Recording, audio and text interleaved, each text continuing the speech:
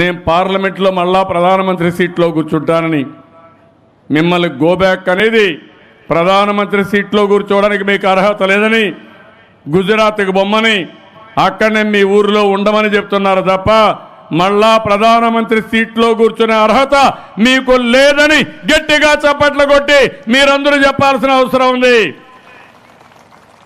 దేశాన్ని విభజిస్తున్నారు, దేశంలో ద్వేషాన్ని పెంచుతున్నారు, వర్గాలుగా విడగొట్టే పరిస్థితికి వస్తున్నారు.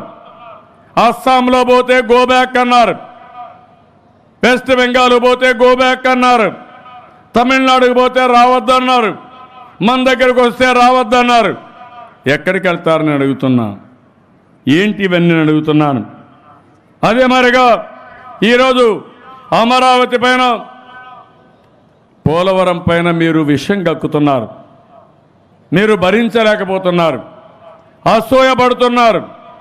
మీరు మాకేం చారిటీ కాదు, ఇది మా హక్కు, చట్టంలో ఉండేది, ఇవ్వాల్సిన బాధ్యత మీకుందని చెప్పి కూడా నేను మీకు తెలియజేస్తున్నా.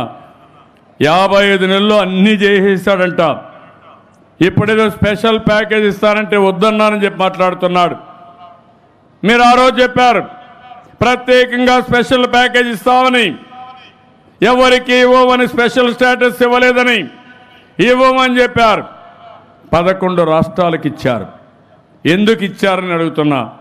వాళ్ళకి ఇచ్చినప్పుడు మాకు కూడా ఇమ్మన్నాను, ఎందుకు ఎవరో సమాధానం చెప్పమన్నాం. దానికి సమాధానం చెప్పకుండా ఏదో ఈయన లెక్కలిచ్చాడని ఇప్పుడు కూడా ప్రత్యేక హోదా ఇస్తానని మాట్లాడుతూ ఉంటే, ఈయన ప్రత్యేక హోదా మాట్లాడతాడు, ఈయన ప్రత్యేక హోదా ప్రత్యేక ప్యాకేజ్ గురించి మాట్లాడతాడు. ఇక్కడ జగన్మోహన్ రెడ్డి మాత్రం ఒక్క మాట విమర్శించడు. ఇది ఎక్కడ న్యాయమో మీరే ఆలోచించాల్సిన అవసరం ఉంది. విద్య వైద్య సంస్థలన్నీ ఇచ్చామంటున్నాడు. వీళ్ళు ఇచ్చిన డబ్బులు 700 కోట్లు, ఇవ్వాల్సింది 12,000 కోట్లు. 30 ఏళ్ళు పడుతుంది ఈ రేషియోలో ఇస్తే. 30 ఏళ్ళు మనం వెయిట్ చేయాలని చెప్పి నేను అడుగుతున్నా. ఎంతో ఇది చేసి మనం అన్ని పనులు చేసి వీళ్ళు ఇవన్నీ చేసి ఇప్పటికి కూడా ఇవ్వకుండా మనల్ని ఎగతాళి చేసే పరిస్థితికి వచ్చారు. 10 సంవత్సరాలు డబ్బులు ఇచ్చే అవకాశం ఉన్నా 4-5 సంవత్సరాలని డబ్బులు ఇచ్చామని కూడా మాట్లాడుతున్నారు. అన్ని కాలేజీలు ఇన్స్టిట్యూషన్ ఇచ్చామని మాట్లాడుతున్నారు.